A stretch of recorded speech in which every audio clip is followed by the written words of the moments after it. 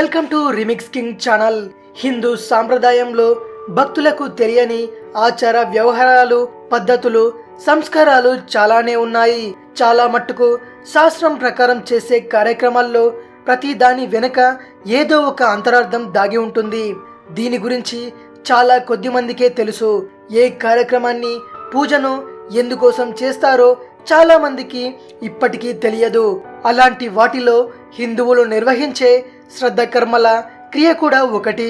ఇంతకీ ఈ కర్మలను ఎందుకు నిర్వహిస్తారో తెలుసా? మహాభారతంలో శ్రద్ధ కర్మల గురించి వివరంగా ఉన్నట్టు పలువురు పండితులు చెబుతున్నారు.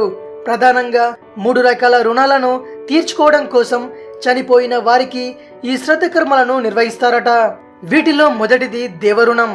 మనిషి తాను జీవించి ఉన్నంత కాలం దాన ధర్మాలు చేస్తే ఈ రుణం తీర్చుకున్నట్టు అవుతుందట.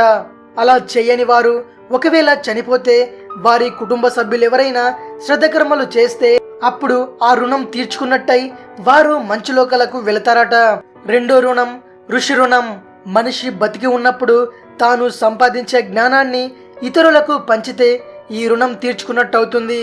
ఇంతకు ముందు చెప్పినట్టు ఒకవేళ ఎవరైనా ఇలా కూడా చేయలేకపోతే వారు చనిపోయాక వారి కుటుంబ సభ్యులు శ్రద్ధ కర్మలు నిర్వహిస్తే అప్పుడు ఈ ఋషి రుణం కూడా తీరినట్టు అవుతుంది.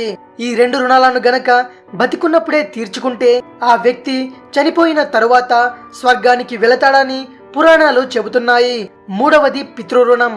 ఈ రుణం తీరాలంటే మాత్రం చనిపోయిన వారికి ఖచ్చితంగా శ్రద్ధ కర్మలు నిర్వహించి తర్పణాలు, పిండ ప్రదానాలు చేయాల్సిందే.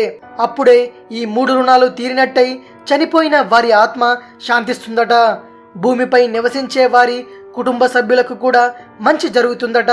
అందుకే ఎవరైనా తమ పూర్వీకులకు శ్రద్ధ కర్మలు నిర్వహించకుండా చనిపోతే వారి పేరిట ఇప్పుడున్న వారు తమ పూర్వీకులకు శ్రద్ధ కర్మలను నిర్వహించాలట. అలా చేసిన చనిపోయిన వారి ఆత్మలు శాంతించి ఇప్పుడున్న వారికి కూడా మంచి జరుగుతుందట.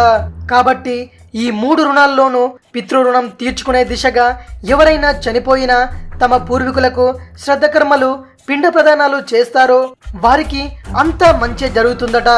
అయితే అలాంటి కర్మలు నిర్వహించే స్తోమత లేని వారు మహాలయ పక్ష చివరి రోజైన మహాలయ అమావాస్య నాడు తమ సమీపంలో ఉన్న ఏదైనా ఒక పెద్ద చెట్టు వద్దకు వెళ్ళి దాన్ని ఆలింగనం చేసుకొని చనిపోయిన తమ పూర్వీకులను తలుచుకొని కన్నీరైన కార్చాలని శాస్త్రం చెబుతోంది.